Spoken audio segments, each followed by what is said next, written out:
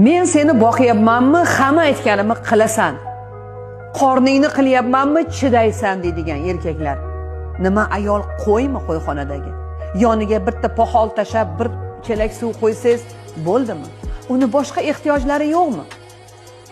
U sizdan mehr, sevgi, e'tibor kutishga haqqi yo'qmi? Har doim ayollarga minnat qilasiz boqayotganingizni.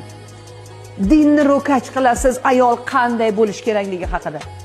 Lekin dinimizda ham aytib qo'yilgan, ayollarga mehribon bo'ling. Birorta ayolni ko'zini yoshini oqizgan erkak meni ummatim emas, ayollar sizga omonat deyilgan. Nima uchun hamma erkaklar faqat ayollarni qorni to'ysa bo'ldi deb o'ylaydi? Bu dunyodan boshqa ehtiyoji yo'qmi ayolning?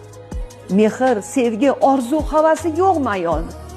Faqat qorni to'ysa, usti but bo'lsa bo'ldimi ayolning?